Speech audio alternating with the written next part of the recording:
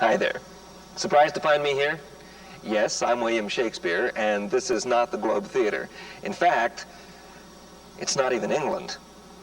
Some people have said my plays seem to travel well over time and space. This is partly true, no doubt, because they vividly portray human qualities that are timeless and universal, and don't rely on time and place to make the stories work.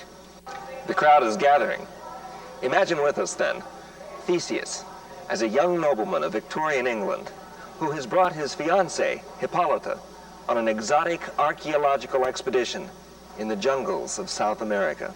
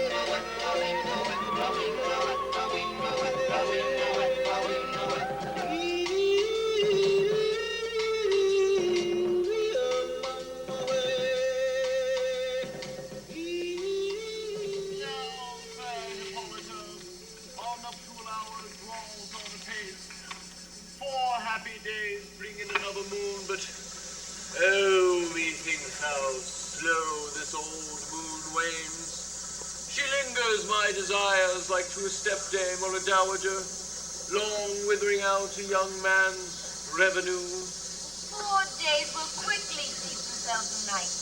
4 nights will quickly dream away the time. And in the moon, like to a silver bow new bent in heaven, shall behold the night of our solemnity. Miss Philo, go stir up the local youth to merriment. Awaken the pert and nimble spirit of mirth.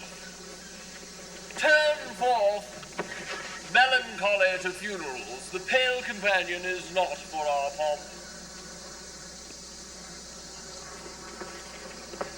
Hippolyta, I wooed thee with my sword, and won thy love doing thee injury.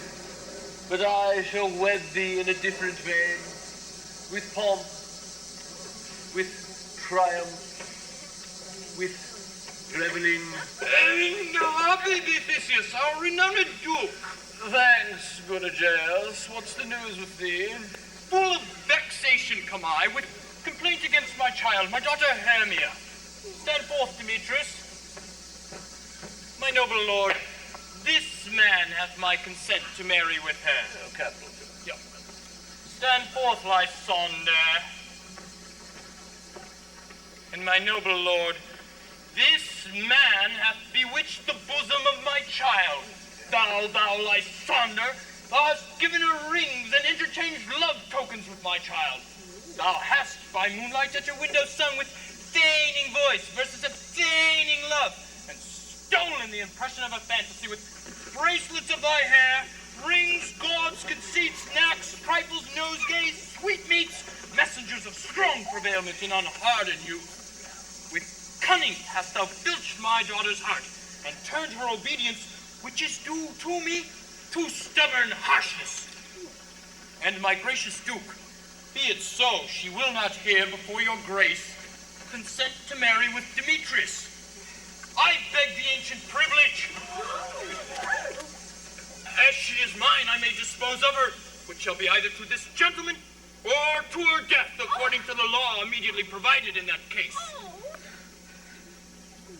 What say you, Hermia?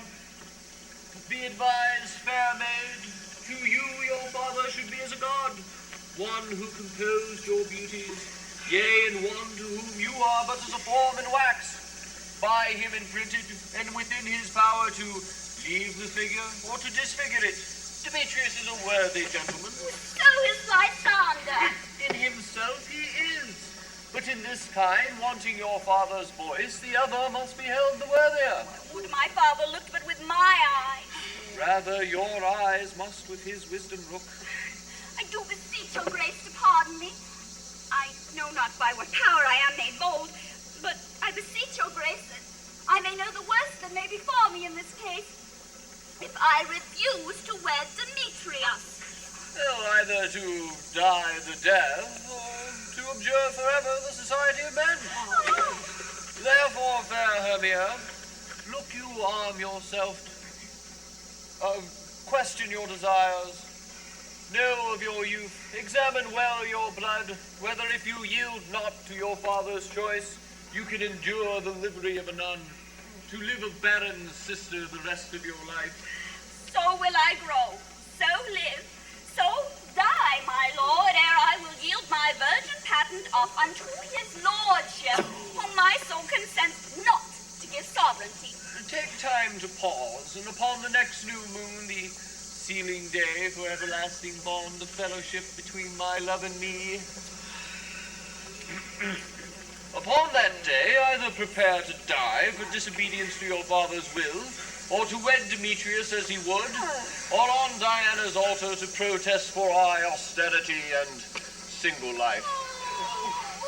Relent, sweet Hermia, and Lysander, yield thy praised title to my most certain right now. You have your father's love, Demetrius. Let me have Hermia's. Do you marry him? Scornful Lysander! True he hath my love, and what is mine my love shall give him, and she is mine, and all my rights of her I do estate unto Demetrius. I am my lord, as well derived as he, as well possessed. My love is more than his. My fortune in every way is fairly right, and, which is more than all these boasts can be, I am beloved of the beauteous Hermia. Why should I not then prosecute my right?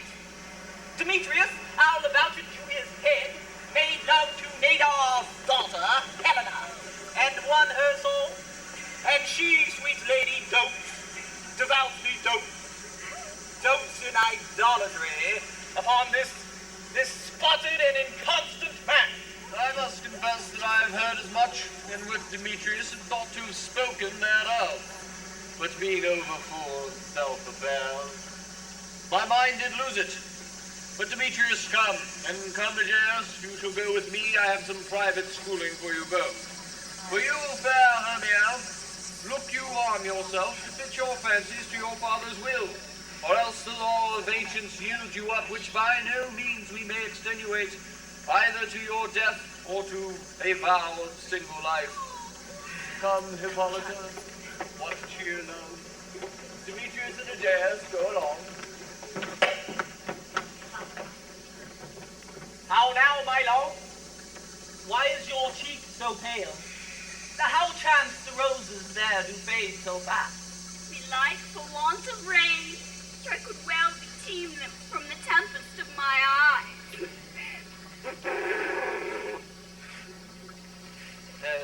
Ay me, for aught that I could ever read, could ever hear by tale or history, the course of true love never did run smooth, for either it was different in blood, Oh, curse, too high to be enthralled to low. yes, or else mismatched in respective years, Fight, too old to be engaged to young. yes, or else it stood upon the choice of friends. Oh, hell, choose love by another's eye. Yes, or else if there were some sympathy in choice, a war, sickness, or death did lay siege to it, and making it momentary as a sound, swift as a shadow, short as any dream, brief as the lightning in the black of night, that in a spleen doth unfold both heaven and earth. And ere a man hath the power to say, behold,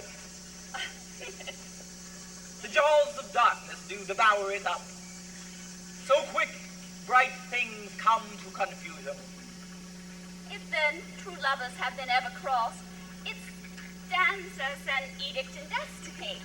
Then let us teach our trial patience, because it is a customary cross, as due to love as thoughts and dreams and sighs, wishes, tears, poor fancy's followers. A good persuasion. Therefore hear me, Hermia. I have a widow aunt, a dowager of great revenue, and she hath no child. From Rio is her home a remote 7 leagues, and she respects me as her only son. There, gentle Hermia, may I marry thee, and to that place the sharp law of Aegeus cannot pursue us. If thou lovest me then, steal forth thy father's tent tomorrow night, and in the wood a league without the town, where I did meet thee once with Helena to do observance of a dawn of day, there will I stay for thee. My good, my son, I swear to thee by Cupid's strongest bow, by his best arrow with the golden head, by the simplicity of Venus' doves, by that which knitteth souls and prospers loves, by all the vows that ever men have broke, and number more than ever women spoke. In that same place thou hast appointed me tomorrow, truly will I meet with thee. Keep promise, love. Look, here comes Helena. Godspeed, fair Helena, whither away? Call you me fair? That farragon unsay, Demetrius loves your fair, oh happy fair. Sickness is catching, oh what favor so. Yours would I catch, fair Hermia, ere I go. My ear should catch your voice, my eye your eye. My tongue should catch your tongue, sweet melody. Oh, were the world mine, Demetrius being baited, the rest I give, to be to you translated. Oh, tell me how you look, and with what art you sway the motion of Demetrius's heart. I frown upon him, yet he loves me still. Oh, that your frowns could teach my smile such skill. I give him curses, yet he gives me love. Oh, that my prayers could such affection move. The more I hate, the more he follows me. The more I love, the more he hateth me. Oh, his folly, Helena's no fault of mine. None but your beauty, would that fault were mine. Take comfort.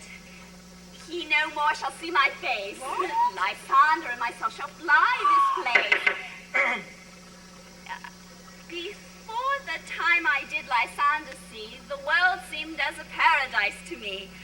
Oh, then, what graces in my love do dwell, that he hath turned a heaven unto a hell. Helen, to you our minds we will unfold. Tomorrow night, when Phoebe doth behold behold her silver visage in the watery glass, decking with liquid pearl the bladed grass. A time that lovers' flight doth still conceal, from out the camp we have devised to steal. And in the wood Lysander and myself shall meet, and thence forever turn away our eyes to seek new friends and stranger companies. Farewell, sweet playfellow. Pray thou for us, and good luck grant thee thy Demetrius.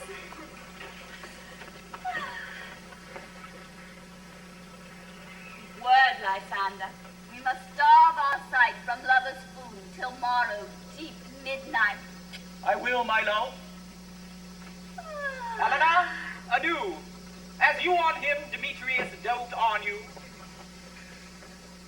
Oh, how happy some or other some can be. Through England I am thought as fair as she. But what of that? Demetrius thinks not so. He will not know what all but he do know. And as he errs, doting on Hermia's eyes, so I, admiring of his qualities. Love looks not with the eye, but with the mind, and therefore is the winged Cupid painted blind. For ere Demetrius looked on Hermia's eye, he hailed down oath that he was only mine.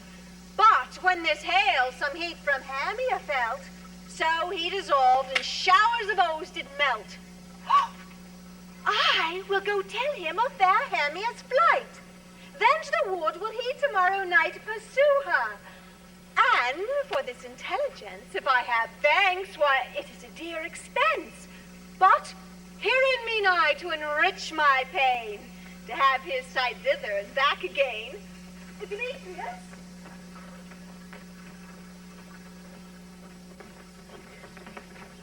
Is all our company here? Oh! You were best to call him generally, man by man, according to the script. Here is a scroll of every man's name which is thought fit to play in our interlude before the Duke and Duchess on his wedding day at night.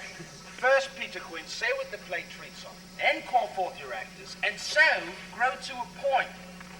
Murray, our play is the most lamentable comedy and most cruel death of Pyramus and Thisbe. A very good piece of work, I assure you, and a merry. Now, call forth your actors by the scroll. Masters, spread yourselves. Now, answer as I call you. Nick Bottom, the Weaver. Ready.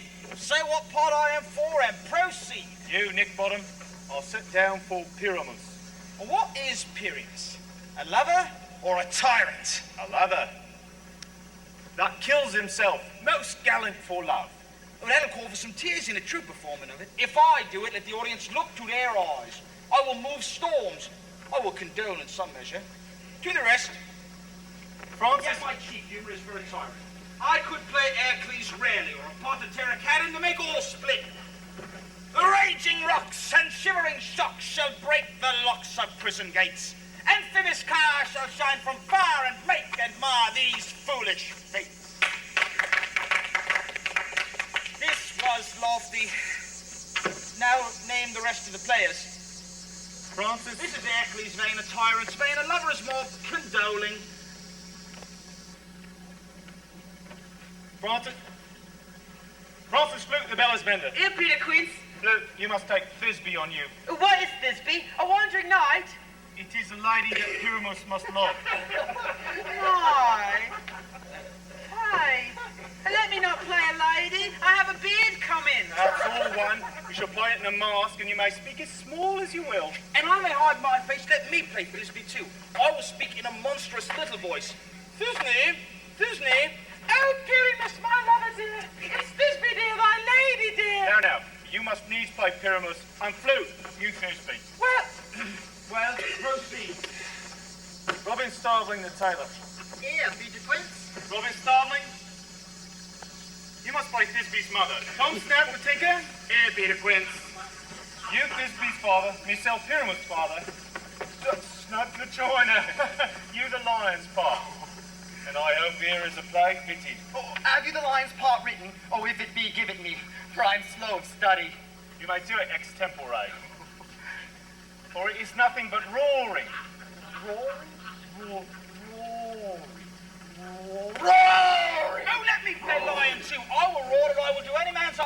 hear me. I will roar and the Duke will say, let him roar again. Let him roar again. Oh, you should do it too terribly. You would frighten the Duchess and the ladies, that they would shriek. And that were enough to hang us all. That would hang us. Every mother's son. Masters, I grant you, if we were to frighten the ladies out of their wits, they would have no more discretion but to hang us. But I will aggravate my voice, so that I will roar you as gently as any sucking dove. I will roar you as to a nightingale. You can play now, Paul, for Pyramus! Poor Pyramus is a sweet-faced man, a proper man, as one shall see in a summer's day, a most lonely, gentlemanlike man. Therefore, you must needs play Pyramus. Well, I will undertake it. What beard will I thus to play it in? Why, what you will. I will discharge it in either your straw-coloured beard, your orange tawny beard, your purple ingrain beard, or your French crown-coloured beard, your perfect yellow. Masters, here I pass, and I am to entreat you, request you, and desire you to come them by tomorrow night and meet me in the wood by moonlight. For if we meet here, we shall be dogged with company and our devices known. In the meantime, I shall draw a bill of properties such as our play requires. I pray you, fail me not. We will meet, and there we may rehearse most obscenely and courageously. Take pains, be perfect, adieu. At the wood we meet. Enough! Hold or cut bowstring. Ah!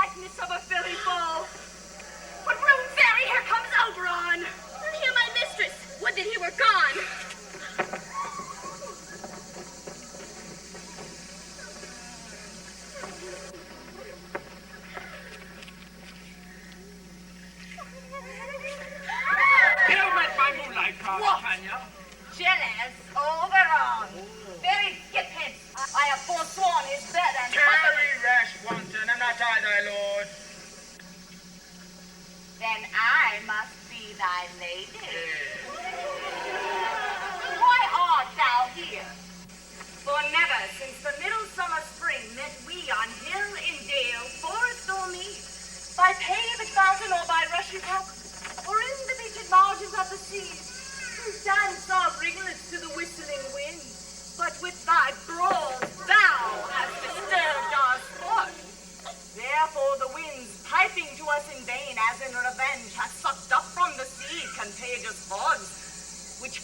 in the land hath every pelting river made so proud that they have overborne their continents. The human mortals want their winter here. No night is now with him more clear or blessed. Therefore the moon, the governess of floods, pale in her anger, washes all the air that rheumatic diseases do abound. And through this distemperature we see the seasons alter. The spring, the summer, the childing autumn, angry winter, have changed their wonted liveries, and the mazed world by their increase knows not which is which. And this same progeny of evils comes from our debate, from our dissension. We are their parents and originals. Do you amend it then? It lies in you. Oh, why should Titania cross her over on? I do but beg a little changeling boy to be my henchman. Set your heart at rest. The fairyland buys not the child of me. His mother was a votress of my order, but she, being mortal of this boy, did die.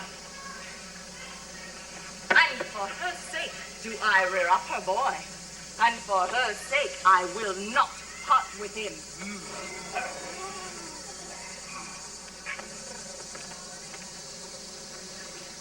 How long within this wood intend you stay?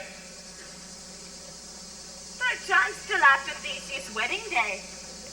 If you will patiently dance in our round and see our moonlight revels, go with us. If not, shun me, and I will spare your haunts.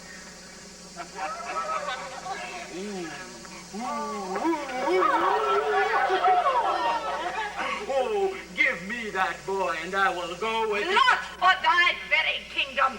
Bury the way. We shall chide downright if I longer stay. Well, go thy way.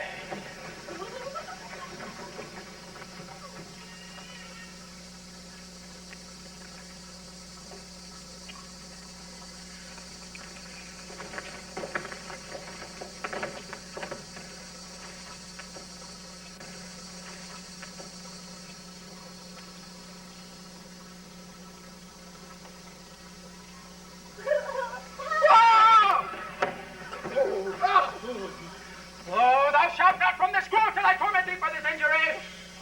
Oh, my gentle puck! Come hither! Oh, thou rememberest since once I sat upon a promontory and heard a mermaid on a dolphin's back, uttering such dulcet and harmonious breath that the rude sea grew civil at your song, and certain stars shot madly from their spears to hear the sea maid's music. I remember! Oh, that very time I saw it, but thou couldst not. Flying between the cold moon and the earth, Cupid, all armed. Oh, a certain name he took, and loosed his love shaft smartly from his bow, yet marked I where the bolt of Cupid fell. It fell upon a little western flower, once milk white, now purple with love's wound, and maidens call it love and idleness.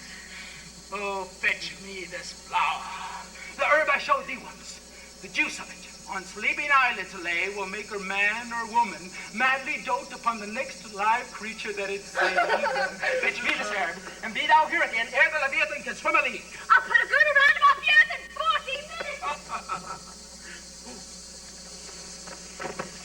Having once this juice, I'll watch Titania when she is asleep, and drop the liquor of it in her eye.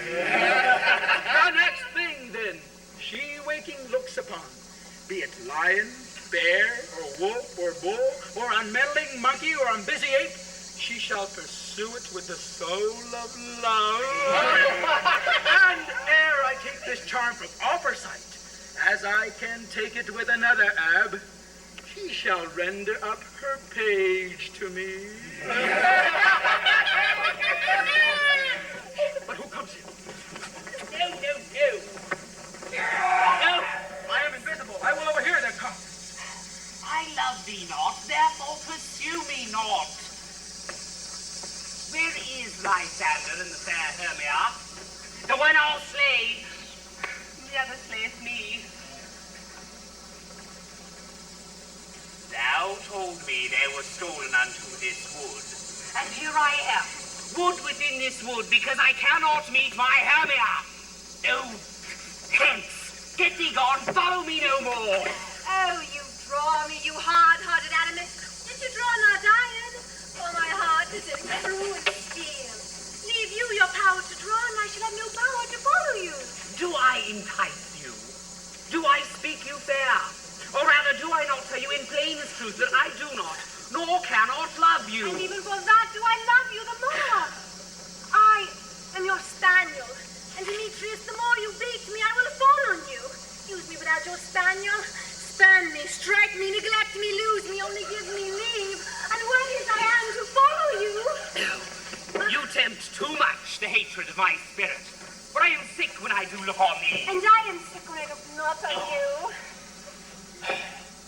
You impeach your modesty too much. To leave the others and entrust yourself into the hands of one that loves you not. To trust the opportunity of the night in the ill counsel of a deserted place with the rich worth of your virginity. Oh, your virtue is my privilege. For that it is not night when I do see your face. Therefore I think I am not in the night. Nor does this wood lack worlds of company for you and my respect, or all the world. But how can it be said that we are alone if all the world is here to look on me? I will run from thee and hide me in the brakes. Leave thee to the mercy of wild beasts. The world has not a heart such as you. Run when you will, the story shall be changed when cowardice pursues and valor flies. Oh, I will not state thy questions. Oh, let me go. Let me go. Do not follow me. But if you do not believe I shall do you mischief in the woods. You do me mischief. Fie, Demetrius. Your wrongs do set a scandal on my sex. We cannot fight for love as men may do. We should be wooed and were not meant to woo. I'll follow thee and make a heaven out of hell to die upon the hand I love so well. Fare ye well, nymph. Ere he do leave this grove, thou shalt fly him, and he shall seek thy... And thou the flower there, welcome under! Aye, there it is! Oh, I pray thee give it me.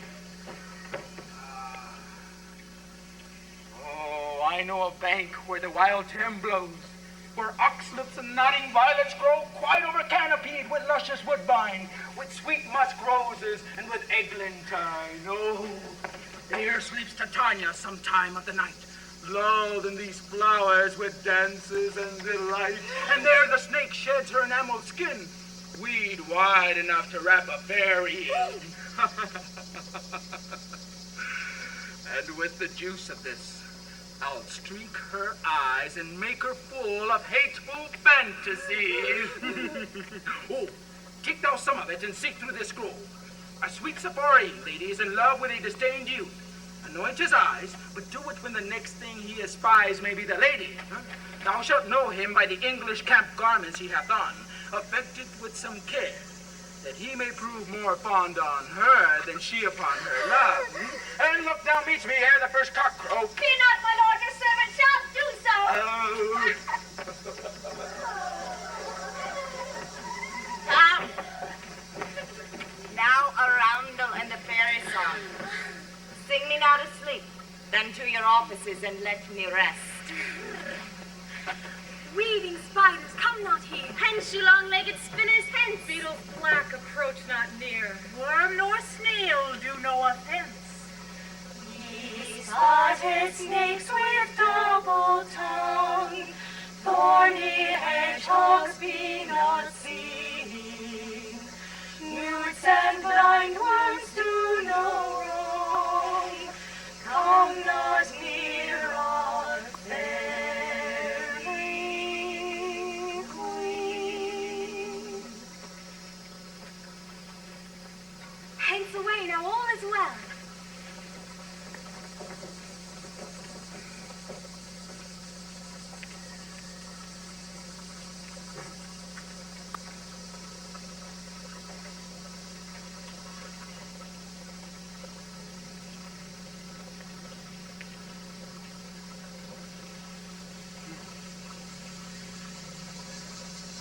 What thou seest when thou dost wake, Do it for thy true love take. Love and languish for his sake. Be it lynx or cat or bear, pard or boar with bristled hair, in thy eye that shall appear when thou wakest. It is thy deed. Oh, wake when some vile thing is near.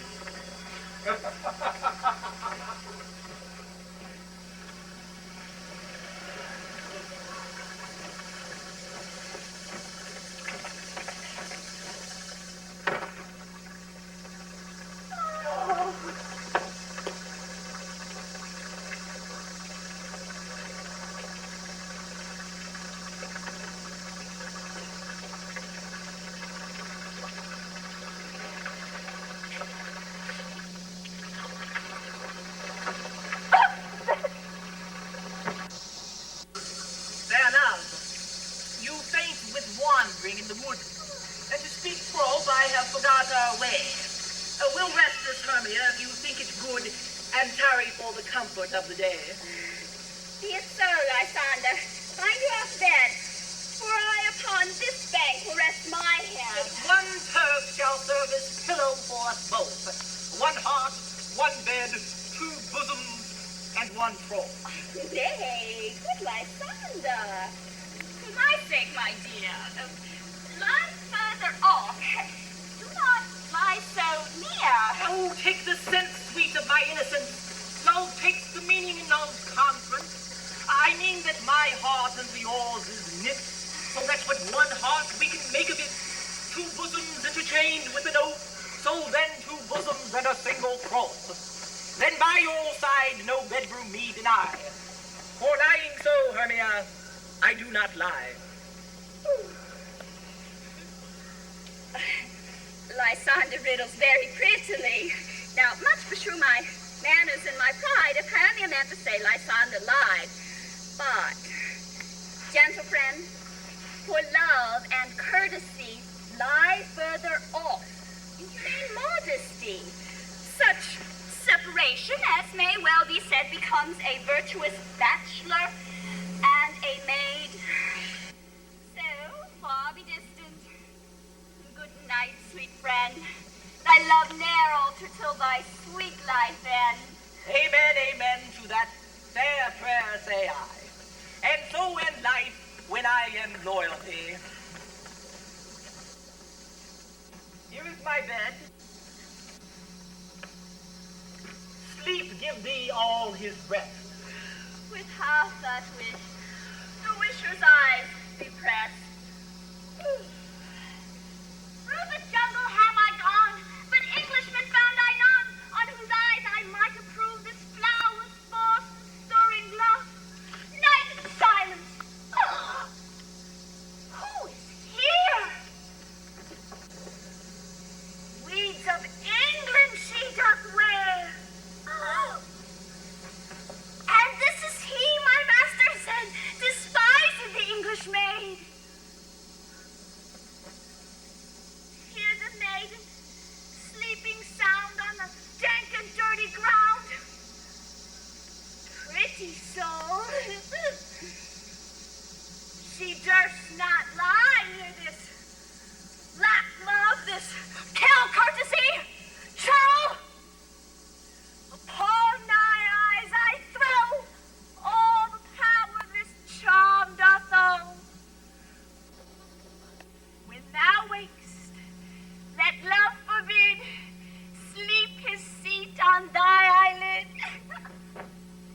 Awake when I am gone, for I must now to Oberon. See hence, do not haunt me thus. Do not leave me, darling, do not slow. Oh, stay. On my peril I alone will go. Oh, I am out of breath in this golden chase. The more my prayer, the lesser is my grace. Happy is Hermia, wheresoe'er she lies. For she hath blessed and attractive eyes. How came her eyes to be so bright? Not with salt tears. If so, mine are oftener washed than hers. No, I'm as ugly as a bear. For beasts that meet me do run away with fear. No marvel, though, that Demetrius, as a monster, climb my presence thus? Oh, what wicked and dissembling glass of mine made me compare with Hermia's starry eye. But who is here? Lysander on the ground, dead or asleep? I see no blood, no wound. Lysander, if thou live, good sir, awake. And run through fire I will for thy sweet sake. Transparent Helena, nature shows art that through thy bosom makes me see thy heart. Where is Demetrius? Oh, how fit a word is that vile name to perish upon my sword. Say so, Lysander, say not so. What though he love your Hermia? Lord, what though? Yet Hermia still loves you, then be content. Content with Hermia? No, I do regret the tedious minutes I with her have spent. Not Hermia, but Helena I love. Who would not change a raven for a dove? The will of man is by his reason swayed, and reason tells me you are the worthier maid. Things growing are not ripe until their season, so I, being young, till now ripe not to reason. And now touching the point of human skill, reason becomes martial to my will, and leads me to your eyes where I overlook love stories written in love's richest book. Wherefore was I to this keen mockery born? When at your hands did I deserve such scorn? It's not enough, young man, that I did never, no, nor never can deserve a sweet look from Demetrius's eye. But you must flout my insufficiency. For troth you do me wrong, good sooth you do, and such a disdainful manner me to woo. But fare ye well. Perforce, I must confess, I thought you lord of more true gentleness. Oh, that a lady of one man refuse, should of another therefore be abused. She sees not Hermia. Hermia, sleep thou there, and never mayest thou come Lysander near. In all my power, address your love and might to honor Helen, and to be her knight.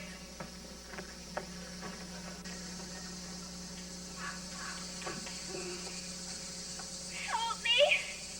Lysander! Do thy best to pluck this crawling serpent from my breast! Oh, me! Oh, for pity, what a dream was here! Lysander, look how I do quake with fear! Methought a serpent eat my heart away, and you sat smiling at his cruel prey. Lysander? What? Removed? Lysander? Lord? What? Out of hearing?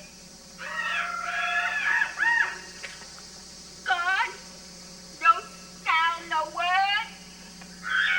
That where are you? Speak it if you hear. Speak of all loud. I swoon, almost, with fear. No? Then I well perceive you are not nigh.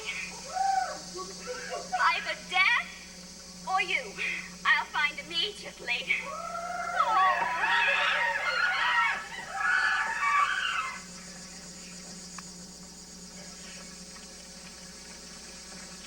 Are we all men? Tut, tut.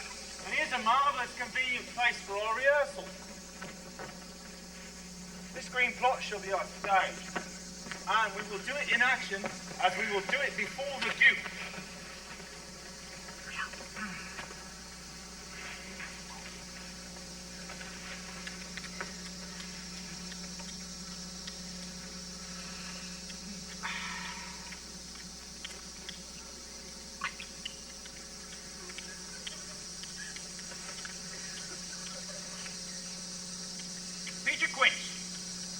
What sayest thou, bully bottom? There are some things in this comedy of Pyramus and Thisbe that will never please. First, Pyramus must draw a sword to kill himself, which the ladies cannot abide. How answer you that? By our lady of parlous fear. Oh, I believe we must leave the killing out when all's done. No, not a whit. I have a device that will make all well. write me a prologue. Let the prologue seem to say that we will do no harm with our swords, and that for the more better assurance, tell them that I, Pyramus, am not Pyramus, but Bottom the Weaver. This will put them out of fear. Well, we will have such a prologue, and it shall be written in 8 and 6. And no, let it be 2 more. Let it be written in 8 and 8. Will not the ladies be afeard of the lion? Oh, I fear it, I promise you. Masters, you ought to consider among yourselves to bring in, God shield us, a lion among ladies is a most dreadful thing. For there is not a more fearful wildfowl than your lion living, and you ought to look to it. Therefore, another prologue must state that he is not the lion. No, he must name his name, and out his face must show through the lion's neck, and he himself must speak through, saying thus or to the same defect. Ladies, fair ladies, I would wish you, or I would request you, I would entreat you, not to fear, not to tremble. My life for yours. If you think I come hither as a lion, 'twere pity on my life. No, I am no such thing. I am a man as other men are. And there let him plainly say his name and say that he is Snug the tinker. The joiner. The joiner. Well, it shall be so. But there is 2 odd things. That is, to bring moonlight into a tent for Pyramus and Thisbe. There's nothing I can do about it. You know, meet by moonlight. Doth the moon shine the night we ply our play? A calendar. A calendar.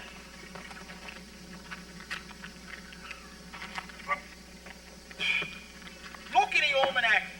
Find out moonshine. Find out moonshine. Yes, it does shine at night. Why then, we may leave the top of the tent where we play open and the moon will shine in the hold. Aye.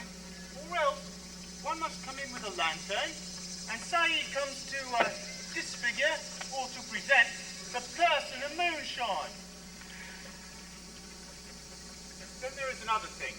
We must have a wall. For Pyramus and Thisbe, says the story, did talk through the chink in a wall. You can never bring in a wall. What say you to that, Bottom? Some man or other must present war. And let him have some plaster or some loam or some rough cast about him to signify war. And let him hold his fingers thus, and through that cranny will Pyramus and Thisbe whisper. If that may be, then all is well. Come, sit down, every mother's son, and rehearse your part. Pyramus, you begin. When you have spoke your speech, enter into that break, and so every one according to his cue. What tempting homespuns have we swaggering here?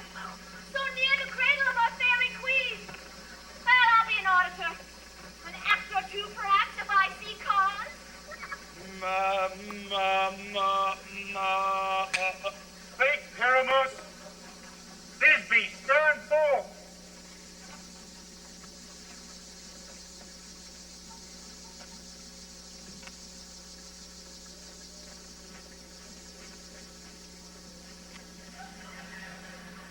O Thisbe, thy flowers of odious savours sweet. Odorous. Odors savour sweet. So hath thy breath, my dearest Thisbe dear. But hark, a voice. Stay thou but here a while, and by I will to thee appear.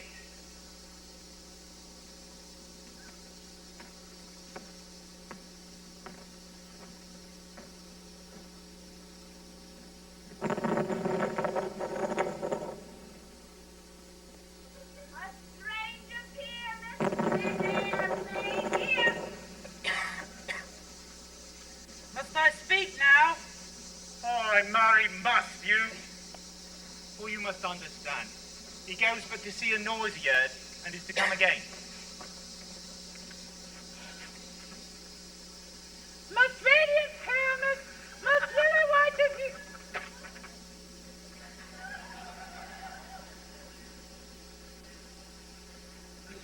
Most lily white of hue, of color like the red rose and triumphant briar, most frisky juvenile, and eke, most lovely Jew, as truest horse that yet would never tire. I'll meet thee, Pyramus, at Ninny's too. Ninus too. Why, you must not speak that yet. That you answer to Pyramus. You speak all your parts at once, cues and all. Pyramus, enter. Your cue is never tire. Oh, as true as horse, that yet would never tire.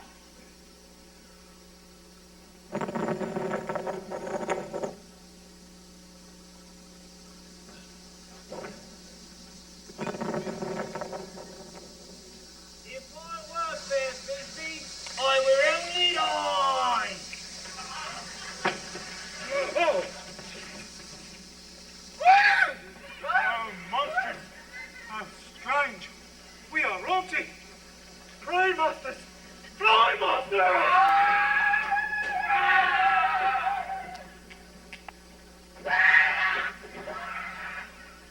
I see no knavery.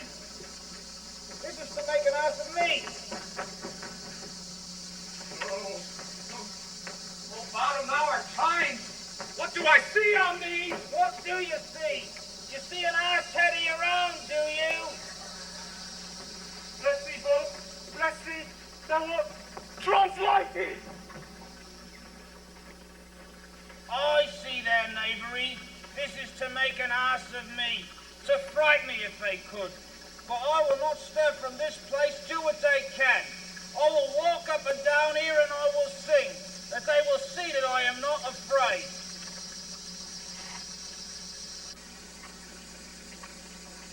I'm called Little Buttercup, sweet Little Buttercup, though I don't even know What? Angel wakes me from my flowery bed. But still I'm called Buttercup, sweet Little Buttercup, dear Little Buttercup, I Oh, I pray thee, gentle mortal, sing again. For mine ear is much enamored of thy note. So is mine eye enthralled to thy shape. And thy fair virtues forth perforce doth move me on the first view to say, to swear, I love thee.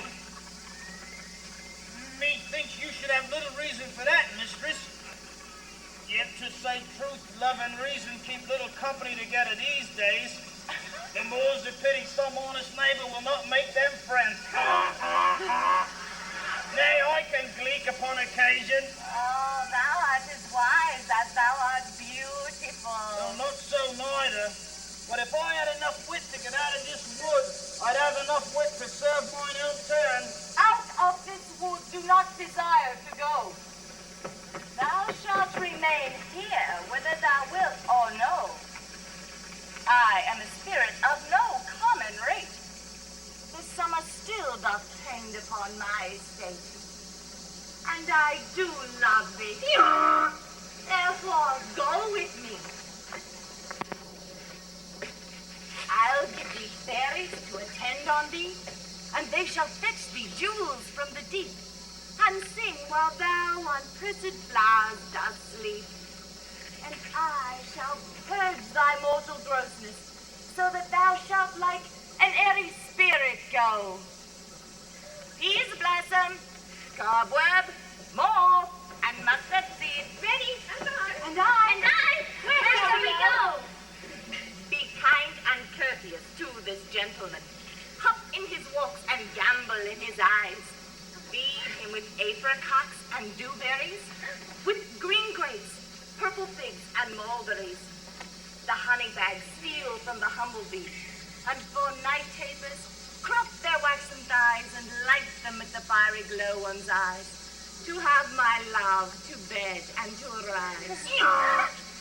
And pluck the wings from painted butterflies to fan the moonbeams from his sleeping eyes. Nod to him elves and do him courtesies. Hail, mortal. Hail. Hail. Hail. I cry your worship's mercy heartily. I beseech your worship's name. Cobweb. If I cut my finger, I will make bold with you, Master Cobweb. I desire greater acquaintance of you. Your name, honest gentleman? Peas blossom. Commend me to Master Peascod, your father, and Mistress Squash, your mother. I desire greater acquaintance of you, Master Peas Blossom. Your name, I beseech you, honest sir. Mustard seed. I know your patience well. That same cowardly giant like Oxbeef have devoured many a member of your family. I promise you your kindred have made my eye water red now. I desire greater acquaintance of you, Master Mustard Seed. Ah, wait upon him. Lead him to my bower. The moon, methinks, looks with a watery eye. And when she weeps, weeps every little flower, lamenting some enforced chastity. Tie up my love's tongue. Bring him silently.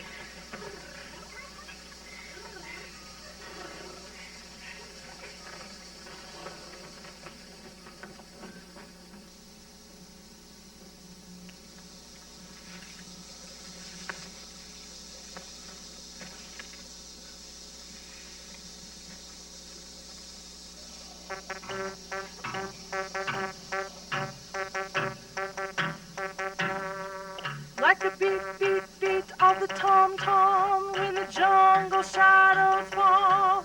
Like the tick, tick, tock of the stately clock as it stands against the wall.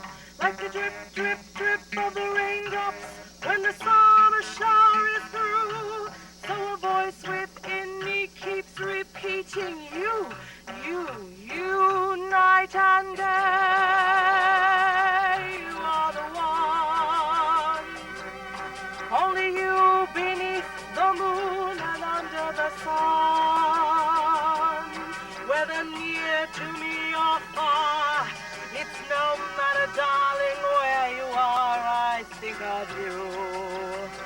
Night and day, night and day, under the hide of me, there's an oh such a hungry yearning burning inside of me, and its torment won't be through till you let me spend my life making love to you, day and night, night and day. Woo!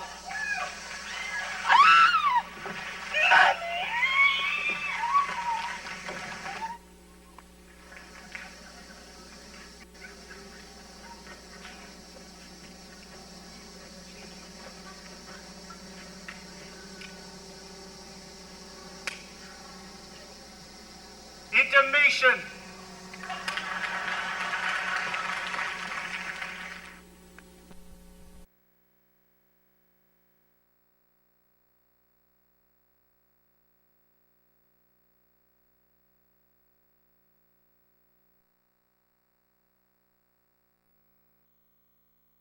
Smart.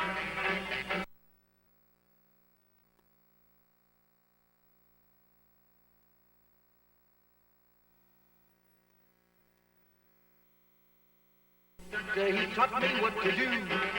I know that you'll be mine when I say this to you. Ooh-ee, ooh-ah-ah, ting-tang, walla-walla, bing-bang. Ooh-ee, ooh-ah-ah, ting-tang, walla-walla, bang-bang.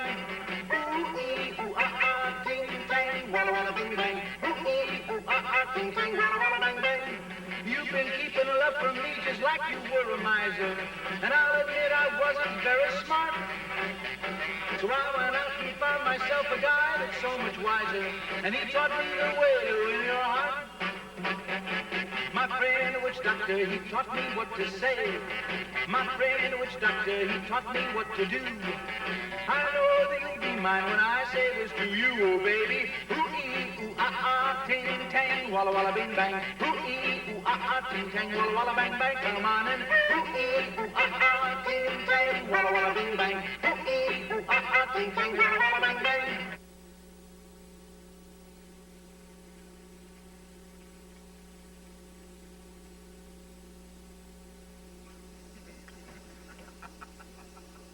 Oh, I wonder if Titania be awake.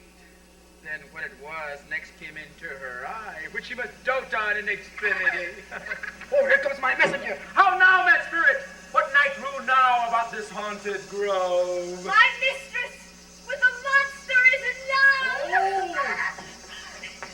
Near to her close and consecrated bower, while she was in her dull and sleeping hour, a crew of patches, freed mechanicals, were met together to rehearse a play.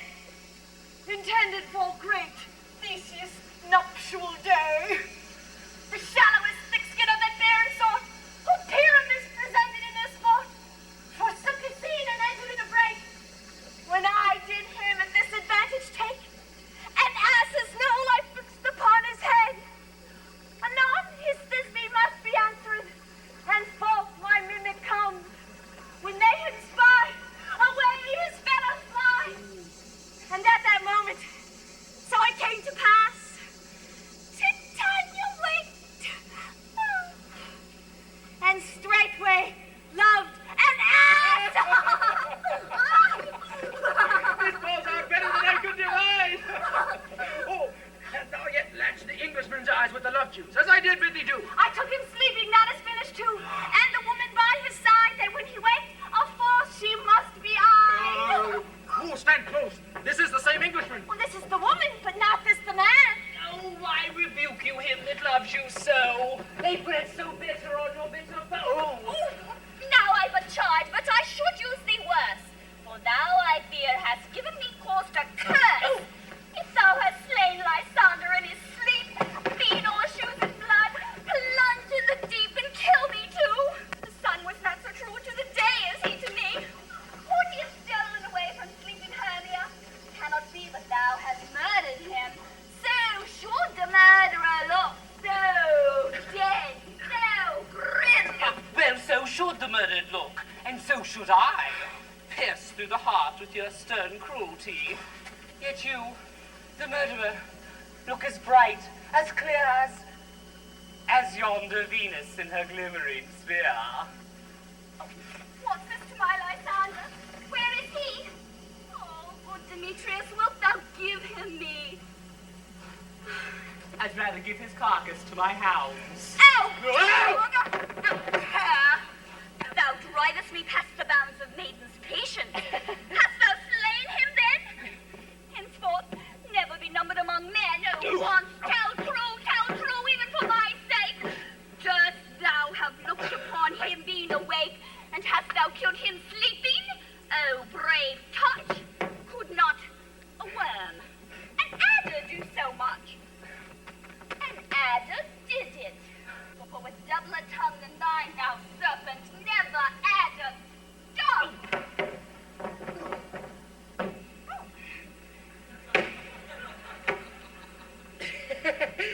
You spend your passion on in his prized mood.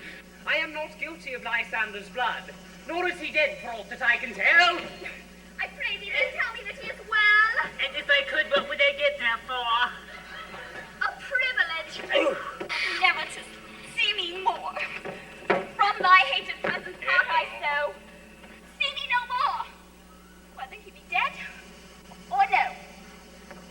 But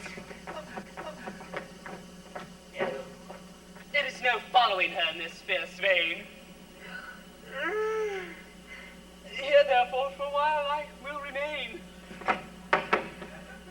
What hast thou done?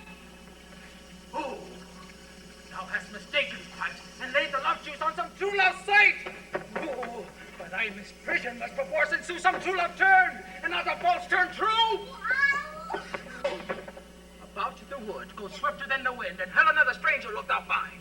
All fancy sick she is, and pale of cheer, with sighs of love that toss the fresh blood dear. Oh, by some illusion look thou bring her here. I'll charm his eyes before she do appear.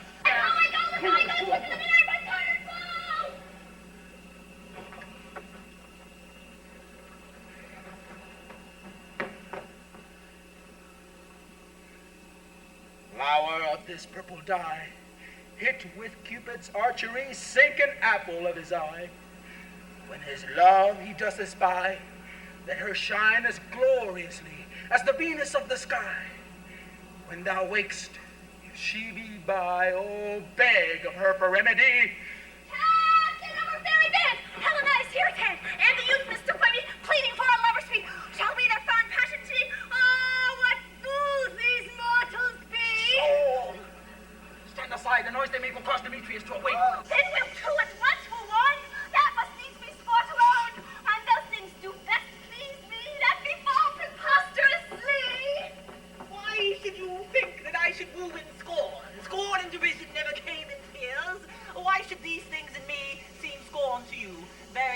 to faith to prove them true. You do advance your cunning more and more. These vows are Hermia's. Will you give her all? I had no judgment when to her I swore. No, none in my mind. Now you give her all. Demetrius loves her and he loves not you. Oh, Helen. Goddess, name's perfect, divine.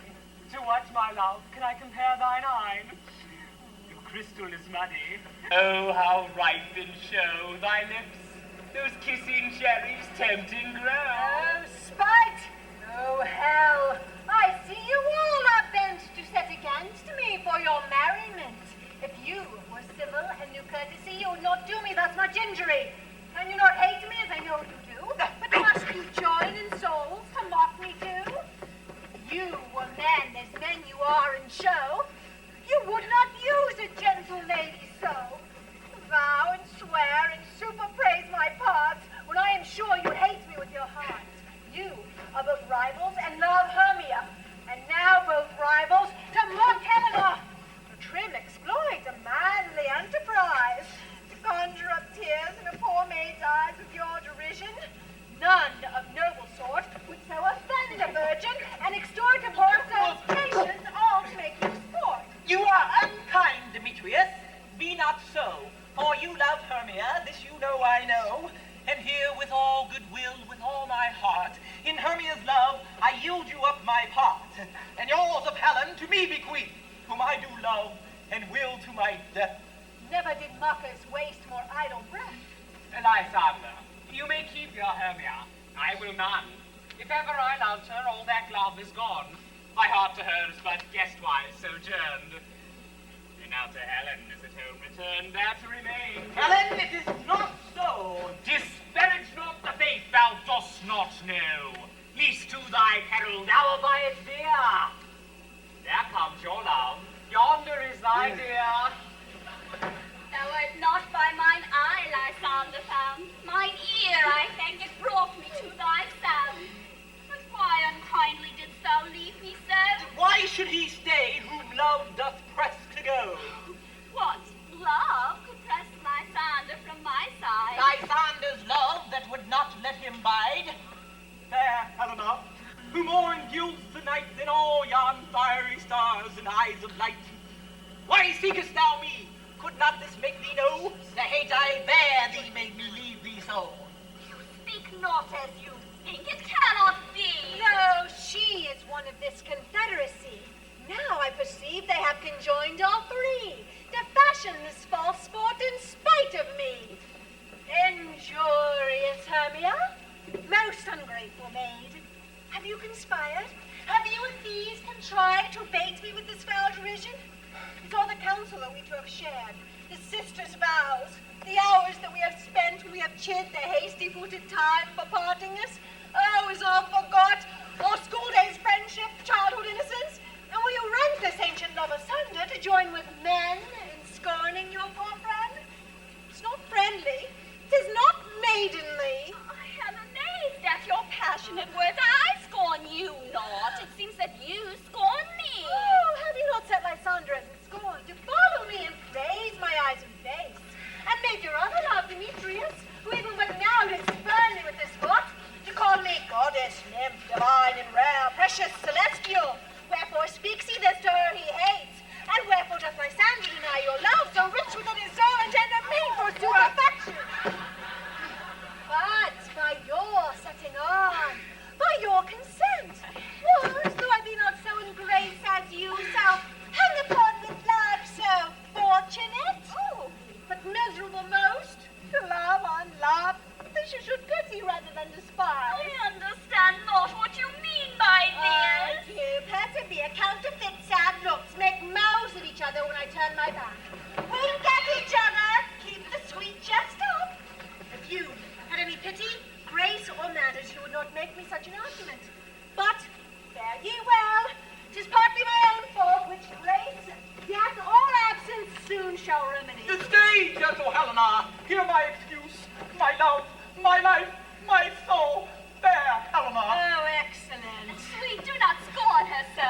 If she cannot entreat, I can compel. Thou canst compel no more than she entreat.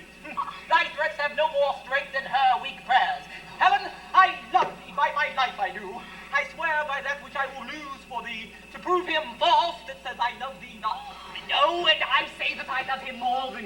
bedroom. If thou say so, withdraw and prove it too. Quick, come. Lysander, where to attend all this? You eat the oak? No!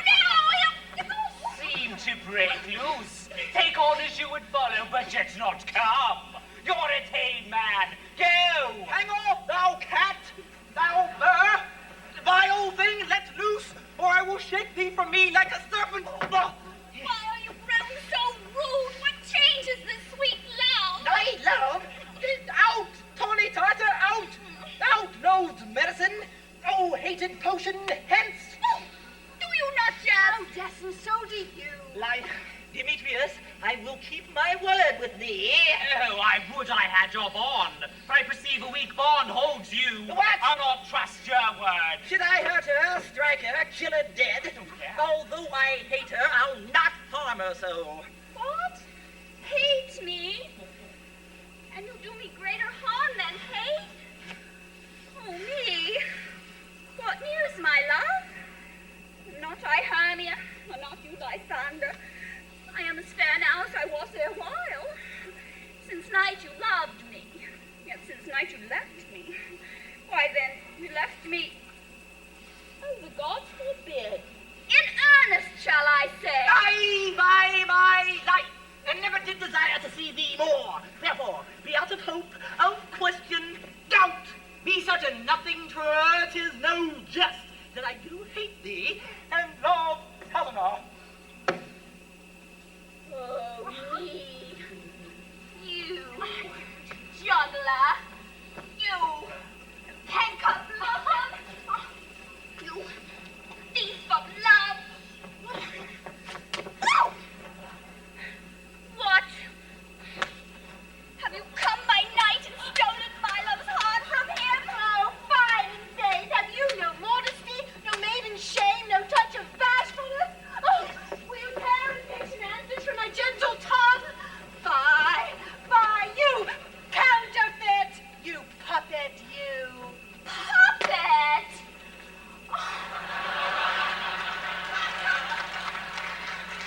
Aye, so, that way goes the game. Now I perceive that she hath made compare between our statures. She hath urged her height, and with her personage, her tall personage, her height forsooth, she hath prevailed with him. And are you grown so high in his esteem because I am so dwarfish and so low? How low am I, thou painted maypole? Speak! How low am I? I am not yet so low, but that my nails can reach unto thine eye. I pray unto you, most gentlemen, let her not hurt me. I was never cursed. I have no gift at all in shrewishness. I am a right maid for my cowardice. Let her not strike me. You perhaps may think because she is something lower than myself that I can match her. No, I'll hug again! Don't be so big with me. I ever more did love you, did ever keep your counsel, never wronged you. Save that in love unto Demetrius, I told him of your stealth into this wood. He followed you. For love I followed him. But he hath chid me handsome, threatened me to strike me, spurn me, nay, to kill me too. And now, so you let me go. Out to England, will I bear my folly back? Let me go. You see how simple and how fond I am. Why, get you gone. Who is that hinders you? A foolish heart I leave her behind. What? With Lysander? With Demetrius. Oh. Be not afraid, Helena. She shall not harm thee. No, she shan't, though you take her part. When she is angry, she's keen and shrewd. She was a vixen when she went to school, and though she be but little, she is fierce. Little again! Nothing but low and little. Why will you suffer her to flout me thus? Let me come to her! Get you gone, you dwarf. You minimus of hindering not grass maid. You bead. You acorn. You are too officious in her behalf and scorn her services. Leave her alone, and take not Helen's part. Speak not to her. For if thou dost intend never so little... Oh, I'm sorry. never so little show of love to her. Thou shalt buy it dear. Now she holds me not. Now follow if thou darest, to try whose right, of thine or mine, is most in Helena. Follow? Nay, I'll go with thee, cheek by jowl. Yes? You, mistress, all this coil is long of you. Nay, go not back. I will not trust you. I no longer stay in your cursed company. Your hands and mine are quick of all prey. My legs no longer thou to run away. I am amazed and know not what to say.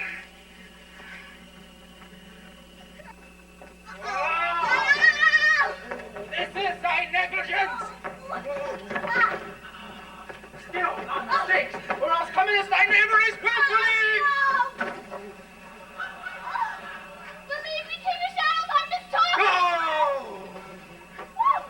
Did not you tell me I should know the man by the English garments he had on? Aye? And so far, blameless proves my enterprise. I have anointed an Englishman's eyes. And so far, I'm glad it so did sort. As this their jangling ice steamer sport. Wow! Thou seest these lovers seek a place to find. Go! Aye. Therefore, Robin, overcast the night, and lead these thirsty rivals so astray as one come not within the other's way. Ooh! Woo!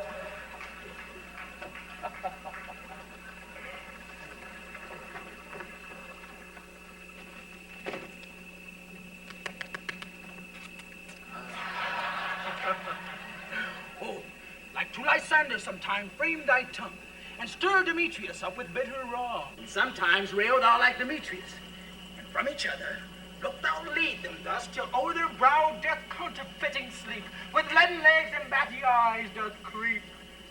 Then crush this herb into Lysander's eye, whose liquor had the virtuous property to take from thence all error with his might, and make his eyeballs roll with wonted sight.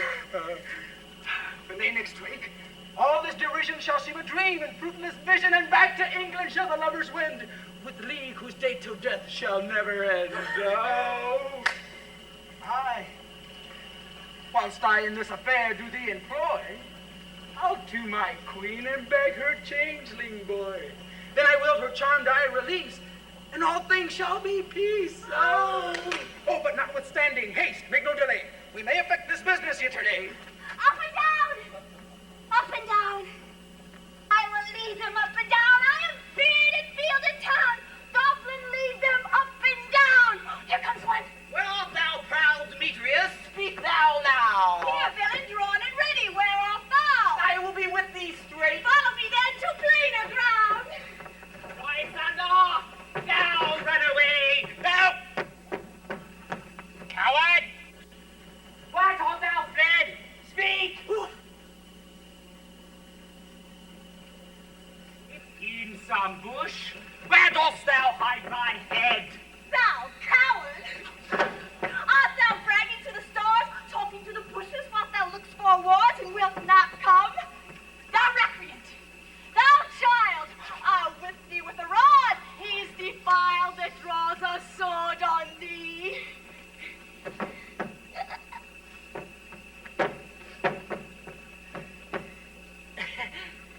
Yea, art thou there? Follow thy voice, we'll try no manhood here. Goes before me and still dares me on. When I come where he calls, then he is gone. The villain is much lighter heeled than I. I followed fast, but faster he did fly.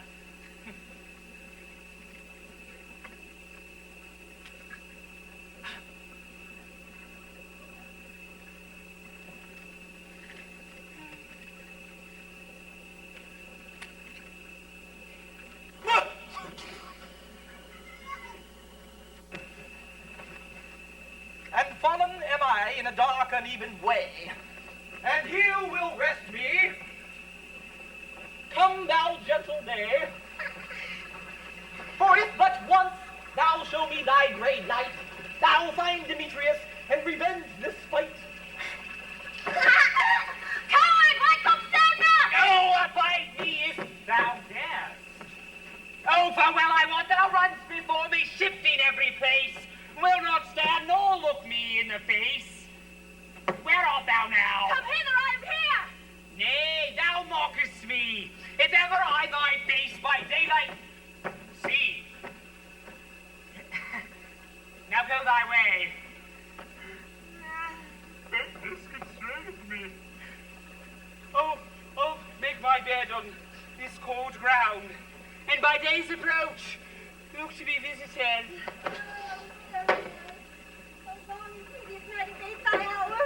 Shine comfort from the east that I may back to the camp by daylight from these my company doth detest. And sleep, which sometimes shuts up sorrow's eyes, steal me a while from mine own company.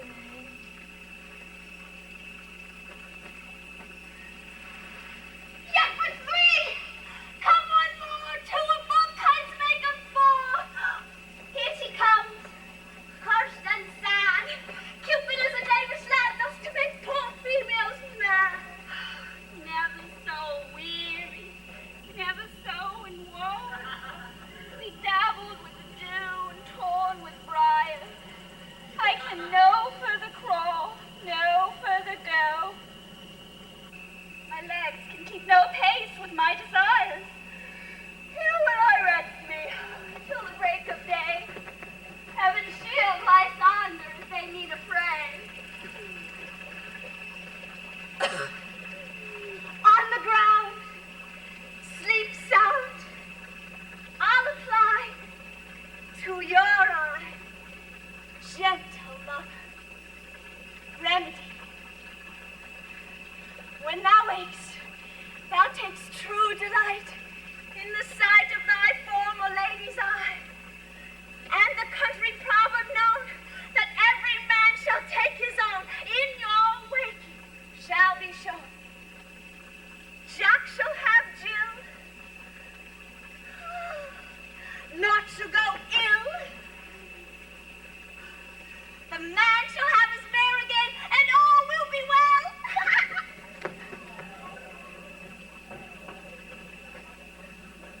Cab, sit thee down upon this fairy bed, while I thy amiable cheeks do coy, and stick musk roses in thy sleek, smooth head, and kiss thy fair, large ears, my gentle joy. Where's Peas Blossom? Ready? Scratch my head, Peas Blossom. Where's Monsieur Cobweb? Ready? Monsieur Cobweb, good Monsieur. Take your weapon in your hand and kill me a red-hipped humblebee on top of a thistle. And good Monsieur, fetch me the honey bag. Do not fret yourself in the action, Monsieur. And Cobweb, be careful lest the honey bag break. I would be loath to see you overflowed with a honey bag, Signor. Where's Monsieur Mustard Seed? Ready? Give me your hand, Monsieur. Leave off your curtsy, Mustard Seed. What you will. Nothing, save that you help Cavalieri Peas Blossom to scratch. Methinks I must to the barber's, Monsieur, for I am marvelous area about to face. And I am such a tender ass, if my hair do but tickle, I must needs scratch. What? Wilt thou hear some music, my sweet love? I have a reasonable good ear for music. Let's have the tongs and the bones. Or say, sweet love, what thou desirest to eat. Truly a peck of provender. I could munch a handful of dried oats. Methinks I have a desire for a bundle of hay. Good hay, sweet hay, hath no fellow. I have a venturous fairy that shall seek the squirrel's hoard and fetch thee new nuts. I'd rather have a handful or two of dried peas. But I pray you, let none of your people stir me. I have an exposition of sleep come over me. Sleep thou, and I will wind thee in my arms. Berries, be gone, and be always away. So doth the woodbine, the sweet honeysuckle gently entwist. The female ivy so enrings the barky fingers of the elm. Oh, how I love thee, how I dote on thee. Welcome, good Robin. Seest thou this sweet sight? Oh, her dotage now I do begin to pity. For meeting her of late behind the wood, seeking sweet favors for this hateful fool, I did upbraid her and fall out with her. Oh, for he his hairy temples then had rounded with coronet of fresh and fragrant flowers. When I had in my pleasure taunted her, she in mild terms begged my patience, I then did ask her changeling child, which straight she gave me, and her fairy sent to bear him to my bower and fairyland. Oh. Now I have the boy. I will undo this hateful imperfection of her eyes. And, gentle Puck, take this transformed scalp from off the head of this ridiculous swain, that he, waking when the other do, may all to England back again repair, and think no more of this night's accidents, but as a fierce vexation of a dream. But first, I shall release my fairy queen. Be as thou wast once to be. See as thou wast once to see. Diana's bud or Cupid's flower hath such force and blessed power. Now, my Titania, wake you, my sweet queen. My, Oberon, what visions have I seen? Methought I was enamored of an ass. There lies your love. How came these things to pass? Oh, how mine eyes do loathe his visage now. Oh, silence a while. But take off this head. Titania, music, call, and strike more dead than common sleep of all the five ascends. Music! Oh, music such as charmeth sleep. Now wait, with thine own fool's eyes peep. Sound of music! Come, my queen, take hands with me, and rock the ground whereon these lovers be. Now thou and I are new in amity, and will tomorrow midnight solemnly dance at Duke Theseus' camp triumphantly, and bless it to all fair prosperity. There shall all the lovers be wedded with Theseus, all in jollity.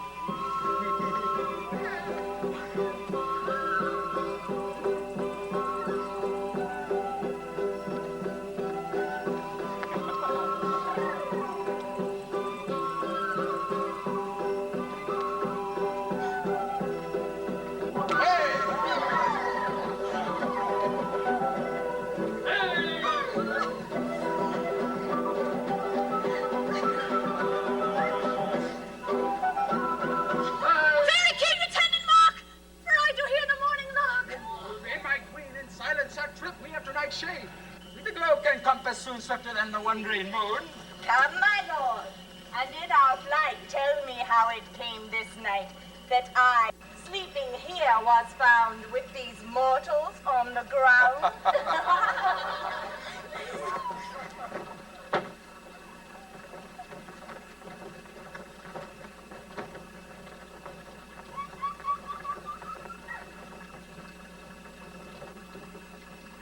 Fair queen, up to the mountain's top.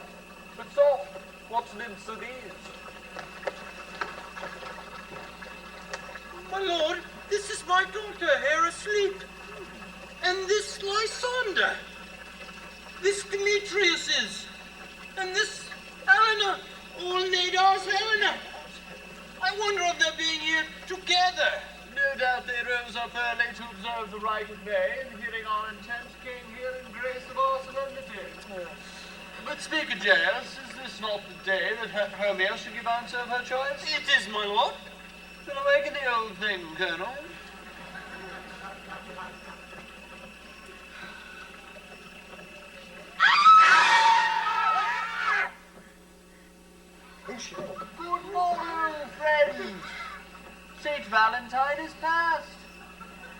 find these wood birds fit to couple now? Pardon, my lord. If I pray you all stand up. I know you two to be rival enemies.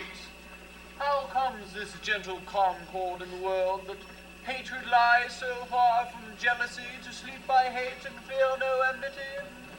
My lord, I shall reply amazedly, half sleep, half waking. But as yet, I swear, I cannot truly say how I came here. But as I think, for truly would I speak, and now I do bethink me, so it is. I came with Hermia hither. Our intent was to be gone from campsites where we might, without the peril of antiquated law... Enough, my lord, you have enough. I beg the law upon his head. They would have stolen away. They would, Demetrius, thereby to have defeated you and me. You of your wife and me of my consent that she should be your wife. My good lord, Helena told me of this their stealth, the purpose hither to this wood, but I in fury followed them. Helena in fancy following me. And I know not by what power, my lord, but, my good lord, by some power it is. All my love for Hermia melted as the snow. It seems to me, Alcy, the remembrance of an idol god that in my childhood I did dote upon. But, my lord, all of the faith, the virtue of my heart, the object, pleasure of mine eyes, only Helena. To her, my lord, was I betrothed ere I ever saw Hermia. But I, as in sickness, did loathe this food. Now as in health I've regained my natural taste. Now I do wish it, want it, long for it, and will forevermore be true to it. There, brothers, you are fortunately met. Of this discourse we shall hear more anon. Yes, I shall overbear your will, for in the temple by and by with us. Oh dear. With us, these couples shall eternally be knit. And now, as the morning is something worn, our proposed hunting shall be set aside. Away with us, back to camp, 3 by 3. We'll hold a feast in great solemnity. Come, Hippolyta. Jolly good show, love. You know, these things seem far off and undistinguishable, like distant mountains turned into clouds. Methinks I see these things with parted eye when everything seems double. So methinks, and I have found Demetrius like a jewel, mine own and not mine own. Are we awake? Methinks we're still asleep, yet we dream. But methinks the Duke was here and bid us follow him. Yeah, and my father. And Hippolyta. And he did bid us follow to the temple. Right, then we are awake. So let us go, and on the way let us recount our dreams. So may I didn't help you with it. Yeah! When my cue comes, call me and I will answer. My next is most fair Pyramus. Hey ho! Peter Quince? Flute the barrow spender! Stab the tinker? Starveling? God's my life! Stolen ends and left me here asleep.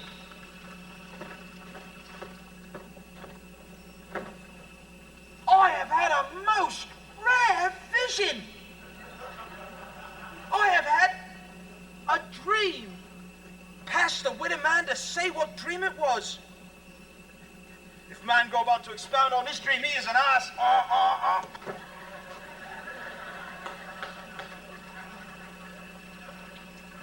Me thought I was.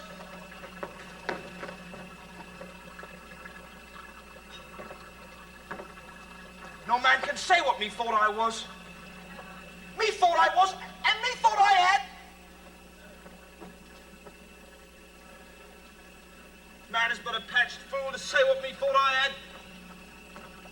Man's eye hath not heard, his ear hath not seen, man's hand cannot taste, his tongue conceive, nor his heart report what my dream was.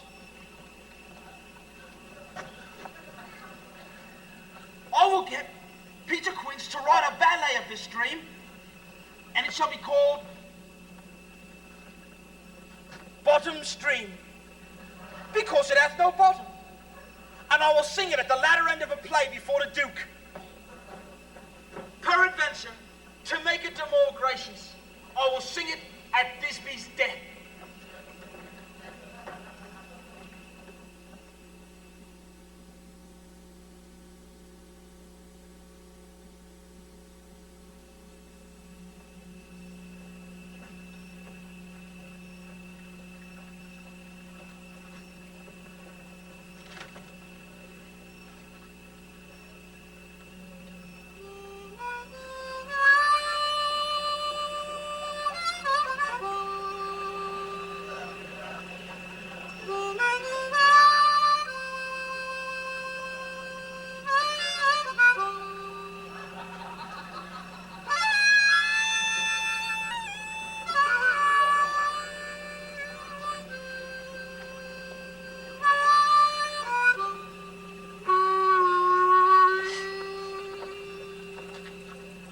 Have you sent to Bottom's tent?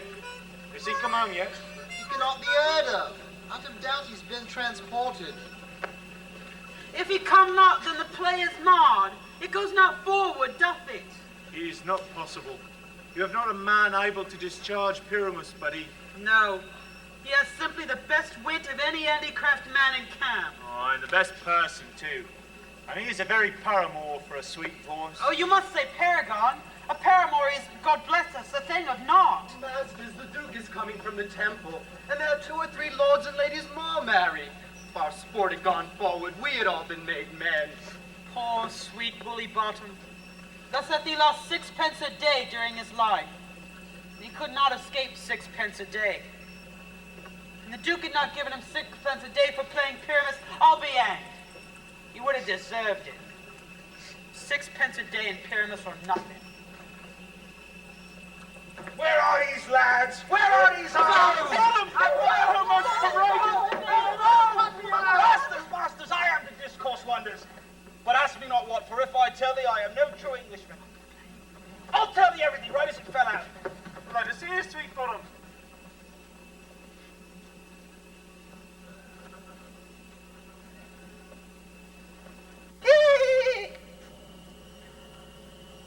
Not a word of me. All that I will tell you is this. The Duke hath died. Every man get his apparel together. New strings to your beards, new ribbons to your pumps. Each man look over his part and meet me at the campsite. For the long and short of it is, our play is preferred! In any case, let Thisby have clean linen. And let him that play the lion pare not his nails, but rather let him hang out for the lion's claws. And masters, eat no onion or no garlic. For we are to utter most sweet breath. And I do not doubt but to hear them say that this is a sweet comedy. No more words. Away, go away.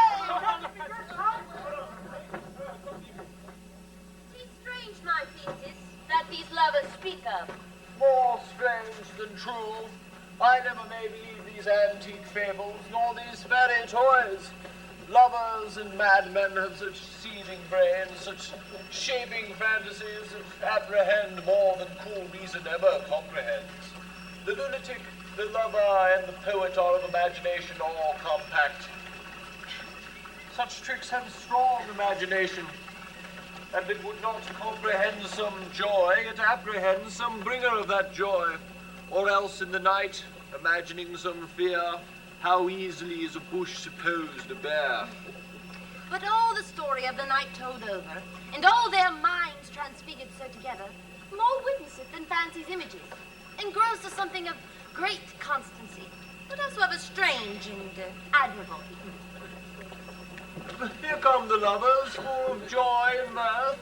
Joy, gentle friends, joy and fresh days of love accompany your hearts. Come now. What masks, what dances shall we have to wear away this long age of 3 hours between our after supper and bedtime? Where is our usual manager of mirth? What revels are in hand? Is there no play to ease the anguish of a torturing hour, Miss Philo? Hello, Theseus. Say what a abridgment have you for this evening? What masque? What music? How shall we beguile the lazy time, if not with some delight?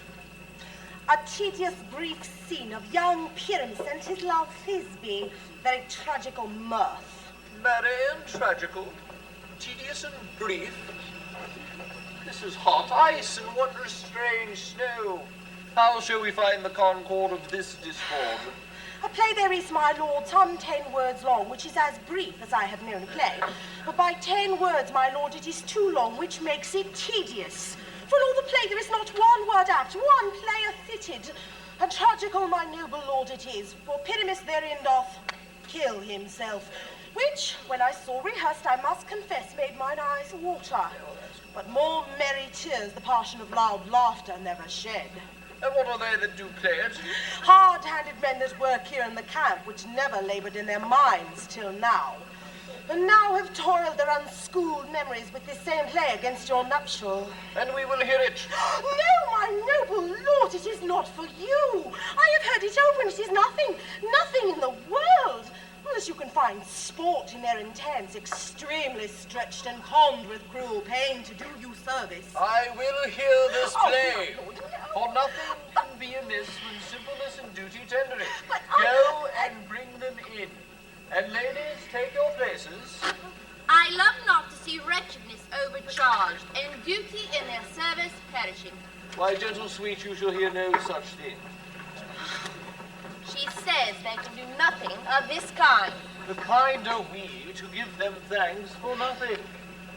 Our sport shall be to take what they mistake, and what poor duty cannot do, noble respect takes in might, not merit. So please your grace, the prologue is addressed. Let him approach. Oh, I beg my lord, please.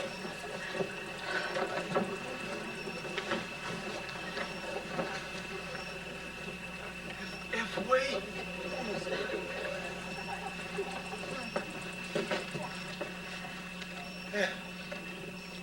If we offend, it is with our goodwill. That you should think, we come not to offend, but with goodwill, to show our simple skill that is the true beginning of our end. Consider then, we come, but in despite we do not come. As minding to content you, our true intent is, all for your delight, we are not here. That you should here repent you, the actors are at hand, and by their show, you shall know all that you are like to know. This fellow doth not stand upon points. Yet read his prologue like a rough colt. He knows not to stop. A good moral, my lord. It is not enough to speak, but to speak true. Indeed, he had played on his prologue like a child on a recorder.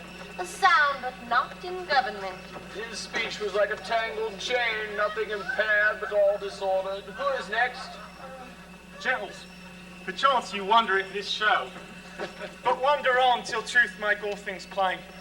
This man is Pyramus, if you would know. This beauteous lady, Thisbe is certain.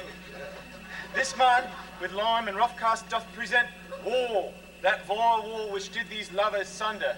And through war's chink, poor souls, they are content to whisper, at the which let no man wonder.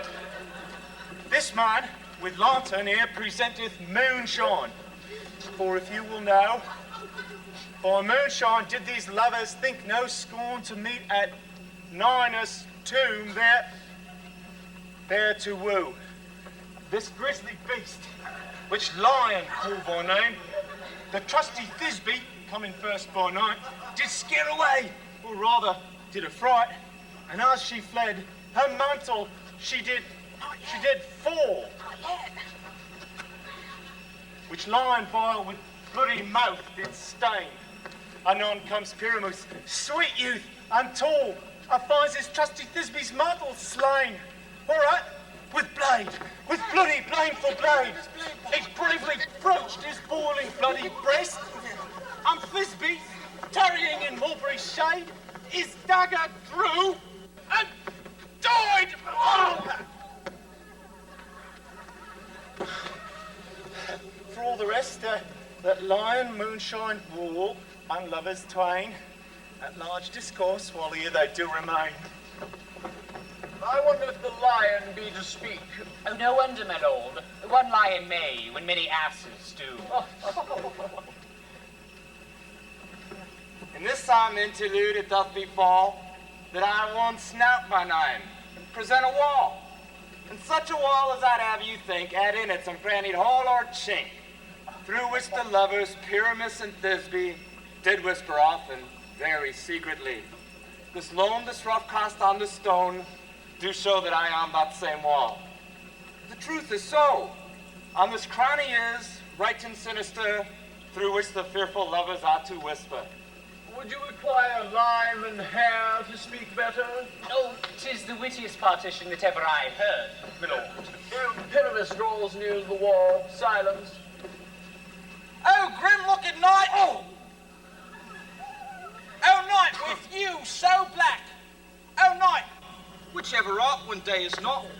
Oh, night, alack, alack, alack! I fear my Thisbe's promise is forgot. And oh wall, oh sweet, oh lovely wall, that stands between her father's crown and mine. Oh thou, oh wall, oh sweet, oh lovely wall, show me thy chink, to blink through with mine eye. Show me thy chink. Oh. Thanks, courteous wall. Jove shield thee well for this. But what see I? No Thisbe do I see. O vile wall, through whom I see no bliss, cursed be thy stones for thus deceiving me. The wall, methinks, being sensible, should curse again. No, in truth, sir, he should not. Deceiving me is Thisbe's cue. She is to enter now, and I am to spy her through the wall. It'll all fall pat, as I told you. Now, yonder she comes.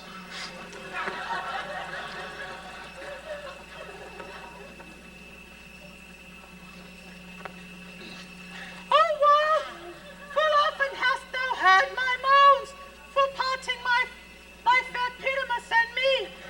My cherry lips have often kissed thy stones. Thy stones with mine, and hand it up in thee. I spy a voice. Now will I to the wall, and I can hear my Thisbe's face. Thisbe! My love! Thou art my love, I think. Kiss me through the hole of this vile wall. I kissed the wall's hole, not your lips at all. Wilt thou meet me straight away at Nanny's tomb? Tide life, tide death, I come without delay.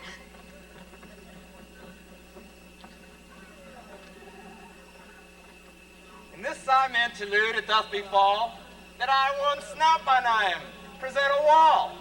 And such a wall as I'd have you think. I can't hear you. I can't hear you. Done the bloody thing! Thus wall, my pot dischargeth so, and being done the wall away doth go. Now is the mural down between the two neighbors. No remedy, my lord, when walls are so willful to hear without warning. This is the silliest stuff that ever I heard. The best of this kind are but shadows. The worst no worse if imagination amend them. It must be your imagination then, and not theirs. We imagine no worse of them than they of themselves. They may pass for excellent men. Here come two noble beasts in, a man and a lion. You ladies, you whose gentle hearts do fear, the smallest monstrous mouse that creeps on floor, may now perchance both quake and tremble here, when lion rough in wildest rage doth roar. Then know that I, once snug the joiner am, a lion's fell, nor else no lion's dam. For if I should as lion come in strife into this place, 'twere pity on my life. Very gentle beast and of good conscience. The very best of the beast, my lord, that ever I saw. Let us listen to the moon. This lantern doth the ornate moon present. He should have worn the horns upon his head.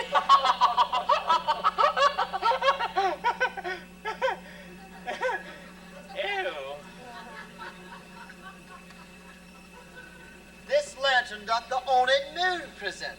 Myself, the man lantern be? This is the greatest error of all the rest. He should be put into the lantern. How else the man in the moon? I am a-weary of this moon. Would that he would change. It appears by his small light of discretion that he is in the wane. But yet, in courtesy, in all reason, we must stay the time. Proceed, moon. All I have to tell you is this lantern is the moon and I'm the man in the moon. Oh, but he can't be the man in the moon. If he won't even be the man in... Oh, but silence. Here comes Thisbe. This is old Ninny's tomb. Where is my love? Old lion!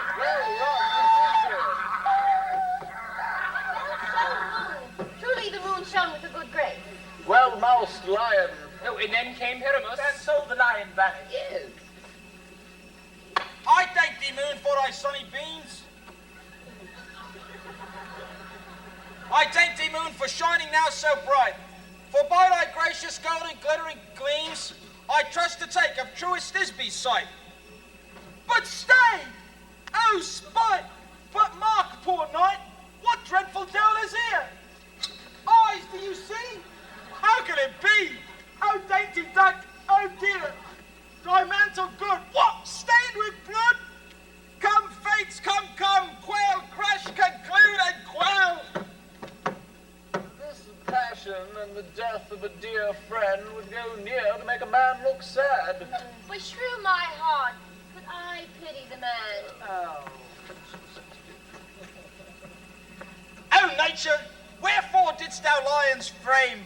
For lion bile hath here deflowered my dear, which is, which was the fairest dame that lived, that loved, that liked, that looked with cheer.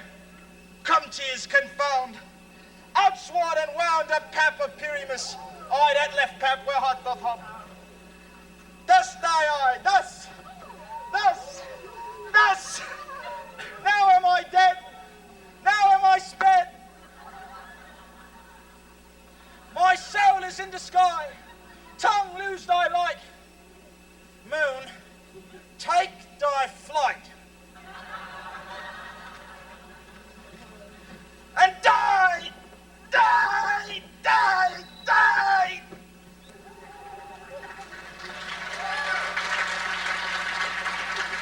How chance that moonshine is gone before Thisbe comes back and finds her lover? She will find him by starlight. Here she comes, and her passion ends the play. Methinks she should not use a long one for such a Pyramus. I hope she will be brief. Oh, a mote will turn the balance. Which Pyramus, which Thisbe is the better. He for a man, God warrant us. She for a lady, God bless us. We have spied him already with those sweet eyes.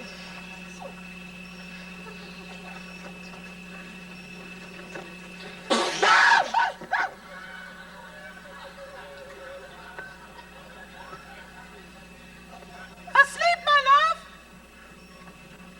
What? Dead, my dove? Oh, Pyramus, arise! Speak! Quite dumb. Dead. A tomb must cover thy sweet eyes. These lily lips, this cherry nose, these yellow cowslip cheeks are gone. Lovers make mock.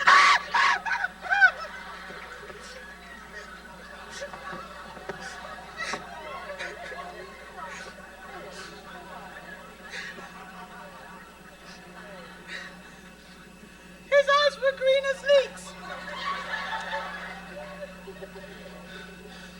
Come to me, O sisters three, with hands as pale as milk. Lay them in gore, since you have shawl, with shears his thread of silk. Tongue not a word. Come, trusty sword. Come, trusty sword. Come, blade my breast imbrue. Thus this be ends, and farewell, friends. Adieu.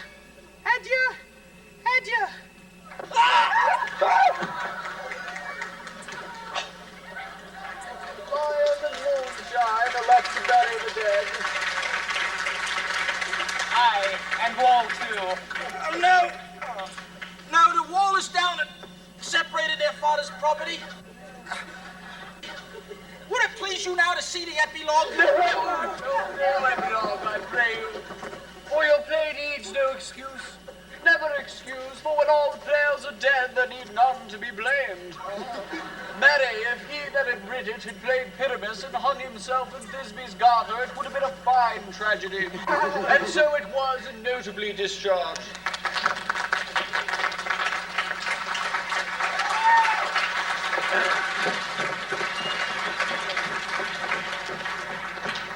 The iron hand of midnight has struck 12. Lovers to bed, 'tis almost fairy time.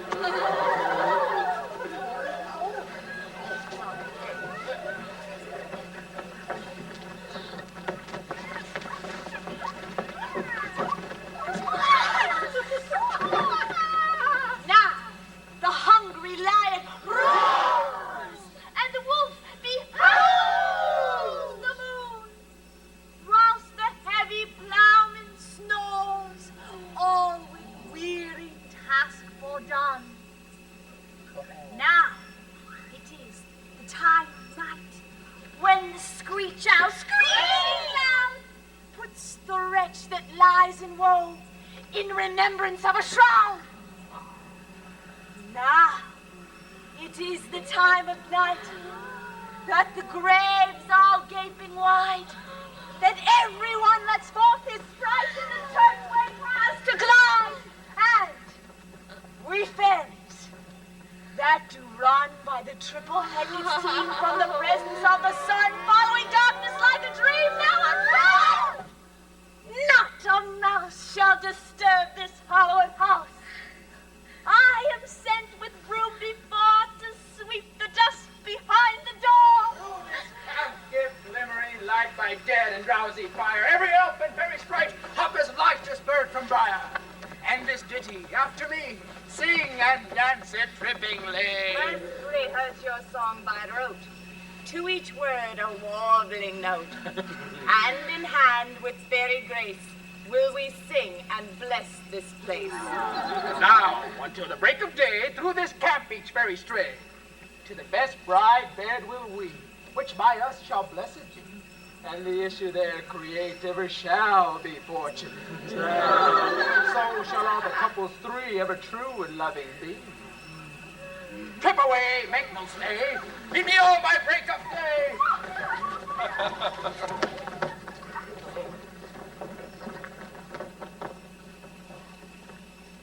If we shadows have offended, think but this and all is mended, that you have but slumbered here, whilst these visions did appear. And this weak and idle theme, no more yielding but a dream. Gentles, do not reprehend. If you pardon, we will mend. As I am an honest puck, if we have unearned luck, now to escape the serpent's tongue, we will make amends ere long. Else, the puck a liar call. So, good night unto you all.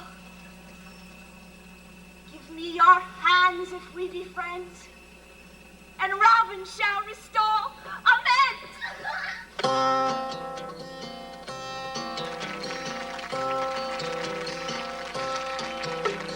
Brother bought a coconut, he bought it for the tiny sister hiding out of when she paid it for the lime. She put the lime in the coconut, she tried to pull up. She put the lime in the coconut, she tried to pull up. She put the lime in the coconut, she tried to pull up. She put the lime in the coconut, she called the doctor, woke him up and said, Doctor, don't you know I can take a sick doctor? Leave us for the book, I said, Doctor, don't you know I can take a sick doctor? Leave us for the book. Now let me get this straight. Put the lime in the coconut, drag it pull up. Put the lime in the coconut, drag it pull up. Put the lime in the coconut, drag it pull up. Put the lime in the coconut, she called the doctor, woke him up, said, Doctor, ain't there nothing? Thank you. ladies and gentlemen. Thank you very much for your support with your donations. For the past 4 years, individual giving has been the single largest source of support for Actors Summer Theater. Would you please help us to... Please help us to continue producing free outdoor theater for you. We perform free because we want to make it available to everyone. But for those of you who could afford to help us, there is an envelope in the center of your program. We'd very much appreciate your contribution. Thank you and good night. I can take a sit, doctor, to relieve this bellyache. I said, doctor, ain't there nothing I can take a sit, doctor.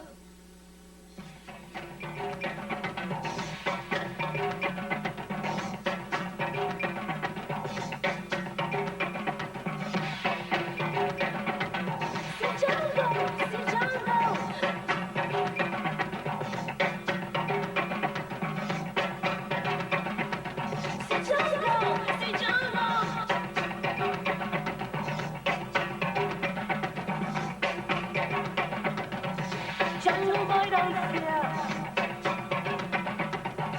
Jungle boy, come near. Jungle, don't join your gang, yeah. See all over, going crazy. Jungle boy, I feel. Jungle boy comes through. In the jungle, I love a rumble.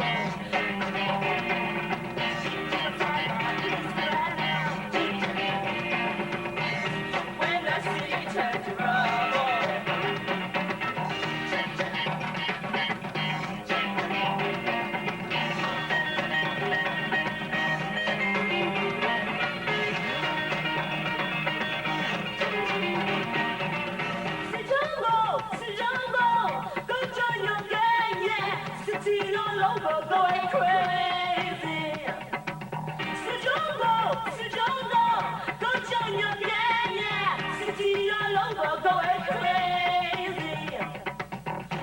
Jungle, go join your gang, yeah. City all over, going crazy. Jungle, go join your gang, yeah. City all over, going crazy. Jungle, go join your gang, yeah. City all over, going crazy. Jungle, go join your gang, yeah. City all over, going crazy. In the jungle, I have a rumble with my boyfriend. He's sad now, he's so glad now, he understands when the city turns to rubble.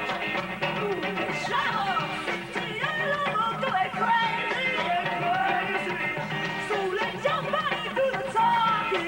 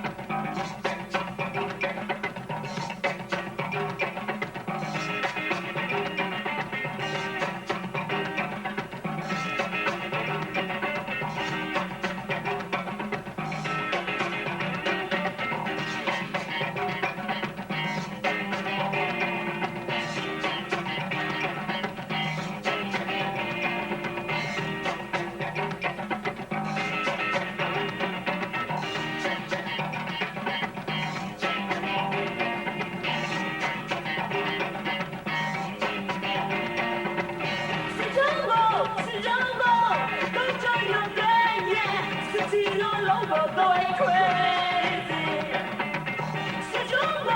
Jungle, go join your gang, yeah. City all over, going crazy. Jungle, go join your gang, yeah. City all over, going crazy.